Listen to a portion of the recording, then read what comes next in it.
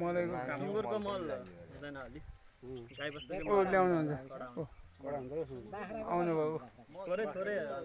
लाएर रोपेको यत्रो भइगयो सुँगुरको पनि माटोसँग मिस्यो भने धेरै हाल्नु कडा हुन्छ अरे सुँगुरको र बाख्राको मल चाहिँ बाख्राको पनि हुँदैन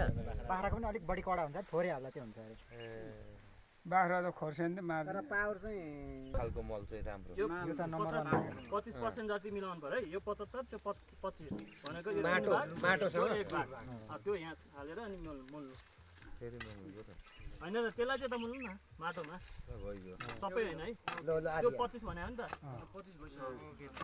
हाम्रो यो माथिपट्टिको सतहको माटो छ नि हो त्यसमा चाहिँ मल मोलेर अनि हामीले सुरुमा चाहिँ त्यो हाल्यौँ है अब यो पस्छ अब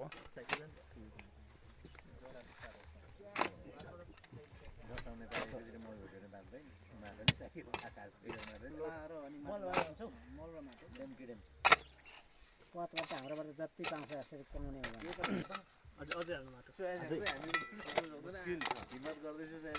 म त 10 दिन रोप्छु भन्दैछु तर होइन यसलाई पनि रोप्नुपर्छ उत्पादन दिनु त्यसको पहिला चाहिँ थोरै रोपेर पानी नजम्ने बनाउनु पर्ने छ है उच्चा बनाउनु पर्छ हजुर पानी यस्तो वरपर चाहिँ वरिपरि चाहिँ जमोस् त्यसको चिसोले भेट्ने माझमा चाहिँ बिगर आएको यो चाहिँ अलिकति माथि नै उठाउनु पर्यो है हामीले तल पात हालेको नि त पछि पानीको बुइदै जान्छ धसिन्छ तल बस्छ त्यही भएर पछि लेभल आओस् भनेर चाहिँ यसलाई चाहिँ अलिकति माटो अझै हाल्नु किनभने पछि त त्यो पत डुलो छ यो त ठुलो प्वाङ भयो दुईटा तिनटा तीन पटक खन्नु पर्यो एभरेजमा होइन भने यत्रो त बनाउने 400 रुपैयाँ गोटा अब यो बिरुवा कति वर्षको लाग्यो कति महिनाको मलाई 3 वर्षको होला कि 400 रुपैयाँ दिएर मैले लिएर लाएर काम गरे कम्प्लेन गर्नु भनेर फनै उठाउँछ अब यो बिरुवालाई चाहिँ सुरुमा पोली ब्याग फाल्नु पर्यो होइन चट्ट काटेर यसलाई हटाइदिने नि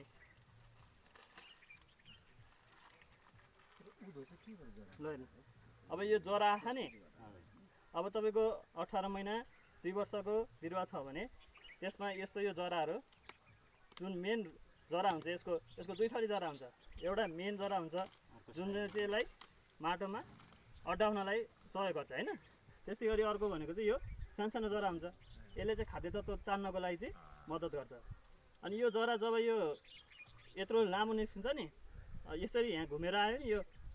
यो धेरै के अरे 2 वर्ष धेरै महिनाको बिरुवा भयो हो यस्तोमा चाहिँ हामीले के गर्नु पर्यो यसलाई चाहिँ हामीले यो थोरै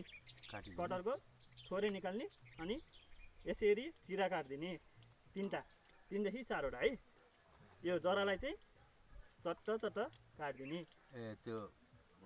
किन काट्यो भन्दाखेरि चाहिँ जब हामीले हाम्रो हातमा काट्यो भने केही छिनमै त्यो रगत जमेर त्यही 1-2 दिनमा निको हुन्छ नि हो त्यसरी नै यसको हामीले यहाँ काटेपछि यसको निको हुन्छ तर यो काटिसकेपछि चाहिँ यहाँबाट झन् धेरै चाहिँ जरा आउने भयो यसको खाद्य तत्त्व यहाँ माथि तल भइरहेको हुन्छ होइन हो त्यो बेला चाहिँ जब हामीले काटिन्छौँ नि अनि यहाँनिर आएर चाहिँ अड्डिने भयो अनि अर्को जरा चाहिँ त्यहाँबाट 2-3टा निस्किने भयो अनि जति धेरै यस्तो साना जरा आयो त्यति धेरै यसले तान्ने भयो है त्यही भएर चाहिँ यो जरा धेरै भएको यस्तो भएकोमा चाहिँ हामीले चाहिँ यसलाई चाहिँ कट दिनुपर्छ तर जुनमा चाहिँ यस्तो धेरै छैन भने परेन त्यसको लागि चाहिँ हामीले चलाइदिने यसरी है तलतिर चलाइदिएपछि चाहिँ यो खुल्ला हुने भयो जरा खुल्ला भएपछि अनि माटोबाट खाद्य तत्त्व पानी चाहिँ सजिलै लिनु भयो यसरी चलाइदिने यो यहाँ घाउ लाग्यो नि सुरुमा अनि पछि औषध लाग्यो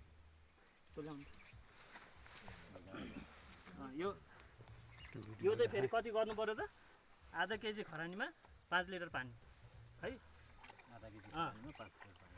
सबै चोबिहाल्ने अनि यहाँ बिचमा खाल्टो बनाएर लगाउने लगाउँदाखेरि चाहिँ यो धेरै धसिनु भएन है यो जुन छ नि पोली ब्यागबाट ल्याएको यसरी लेभल मिलाएर रोप्नु पर्यो अनि यहाँ मजाले लात्ताले खाद्न भएन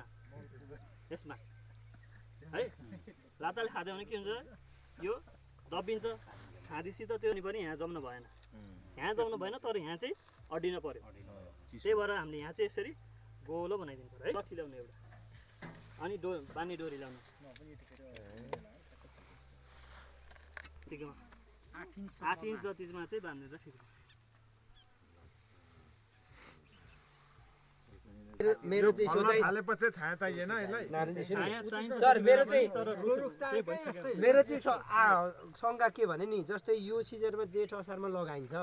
साउन भदौ असोजसम्म नमर्ने हावापानीले त त्यस बेला त गर्मी हुन्छ हेर्नु होइन। अब पछि चैत वैशाखमा चाहिँ यस्तो हुन्छ कि त्यो यतिखेरै लगाएपछि छारीलाई हाल्नु छारी लाउनु पर्यो। अब यति बेला त घाम हुन्छ नि झन्। तपाईँको यति बेला हुनुहुन्छ कि यो मर्ने कोही पत्कर हालिदिनु त। छिटो गरी खान्छ भने यो तरिका होइन त नत्र मल पनि हुन्छ पछि यो मल पनि अब तपाईँले यो हामीले अर्गानिक मल्चिङ भन्छ यसलाई है, पत्कर युज गरेको। अब अर्को प्लास्टिक मल्च पनि हुन्छ, तर प्लास्टिक मल्च युज गर्दा त यहाँ मल हुँदैन, त्यो त कुहिएर जान्छ, यही मल हुन्छ नि त। हो त्यही भएर चाहिँ मल हुँदैन पत्करै युज गर्छ। एउटा गरिन्छ अब एउटा चाहिँ यसमा पानी